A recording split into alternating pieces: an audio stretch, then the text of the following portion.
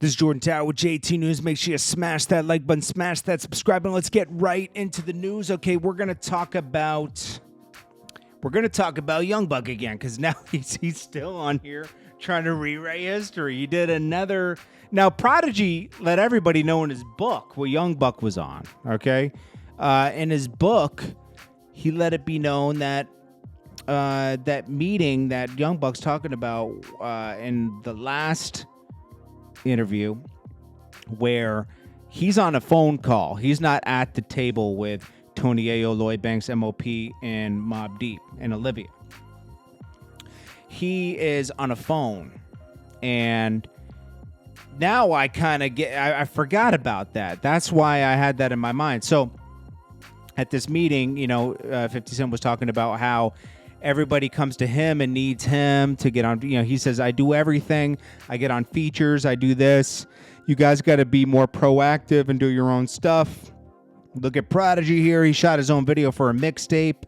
And then he got the mixtape, sold to an independent label. Like he's out here hustling. You guys are waiting for me to make a move. You guys aren't doing the promo all the time and doing this. And I don't know what else I can do. He picked on MOP for having studio time and never recording enough records when Mobb Deep was up like I think 40 records at that moment. Olivia wasn't delivering any hits, but he was paying for makeup and everything for her. He said Lloyd Banks wasn't doing his promo stuff. He didn't have any complaints about Tony Ayo. Tony Ayo has always been a hustler. And Young Buck just kept chiming in on the phone like, yo, don't worry about it, man. I'm the cleanup man. I'm here, 50. I got it. And then at one point, Young Buck said, this is what said everything. He said, don't worry, young 50, I'm the cleanup man. I got hits on my new album. I'm going to carry this. And that's where Prodigy said it kind of turned things a little bit too, because it's like, dude, you just insulted everybody in the room. So it did Lloyd Banks, Tony Ayo, Mobb Deep, and every 50 himself saying like, wait, you have to carry this as Young Buck on your second album? You're going to have the hits to carry the whole label? And Prodigy wasn't there for the G-Unit clothing deal that Tony Ayo, Lloyd Banks, and Young Buck got. But he said they were getting, 5 figures a month to wear G-Unit. Just to wear it. Free clothes, wear it. 5 figures a month, and nobody was wearing it. 50 was critical of nobody wearing it, even in the meeting. Prodigy said, if I had gotten that deal, I would have gone to sleep in G-Unit. It would have been, and he's right. You got to support the label. So Young Buck is now trying to say, so now he's saying he went back, and during the time of him being back, he's trying to also mess up the timeline. Young Buck and 50's whole fallout happened really over the course of end of 2006, 7, and then it really fell apart in 2008. Everything was pretty close together. I remember him screaming FG Unit for 2007 into 8. Then he kind of got back with 50. Then they weren't cool again, and he kicked him out the group.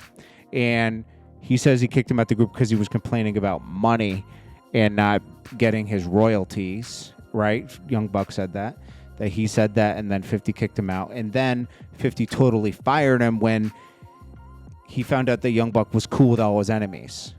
You don't want someone in your label that knows everything about you to be cool with everyone you have a beef with at the time. Jadakiss, Ja Rule, The Game. The Game had already removed himself years prior, right? 2005, 2006. And then, Young Buck's coming to 50 saying, yo, I spoke to Jadakiss and this person, and they don't really got a problem with me. They got a problem with you. I mean, we got to fix it. It's like, that sounds weird, man. I don't blame 50 for feeling weird about that. You're supposed to be home team.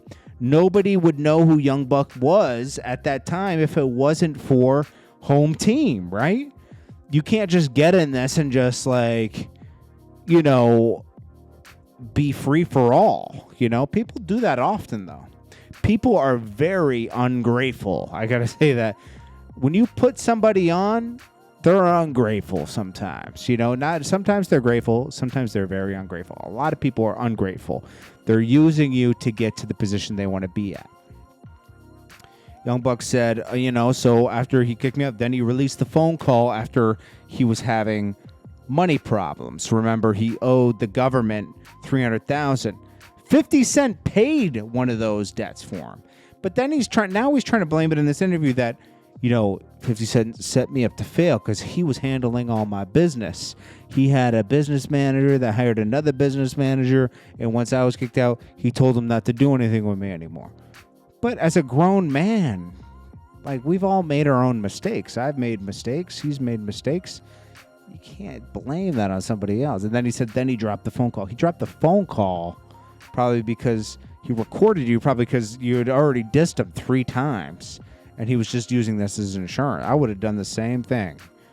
Even though it was bad. You don't want to be painted as the bad guy later.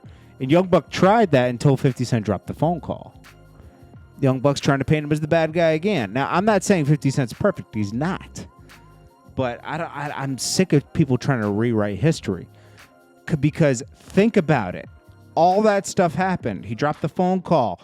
He said he wasn't getting paid. He said 50 disrespected him.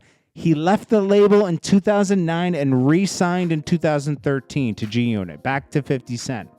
That tells you everything. It tells you that Young Buck realized everything was his fault and that he re-signed. And I don't know why people don't ask him those hard questions. If it was so bad from 2002 to 2008, why did you re-sign in 2013 after you were released from the label? It makes absolutely no sense. Now, I'm not saying 50 is the perfect person because he's not, okay? He has a lot of flaws. But as far as business, it seems like he did the right thing for a lot of people. He made a lot of people rich. And you got to respect that, man. 50 helped out Mobb Deep. They needed a home, and he gave it to them and let them go when they wanted to go. He didn't keep P for an independent album. He let P do his own thing. And P always said he respected that.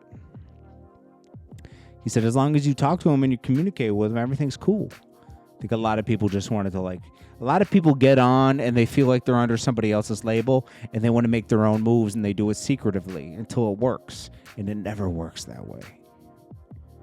Never works, man. Got to be open. Anyways, guys, this is JordanTower with JT News. I appreciate you guys, and I'll check you guys in the next one. Make sure you smash that like button. Happy New Year to everybody, and I'll check you guys later. Peace.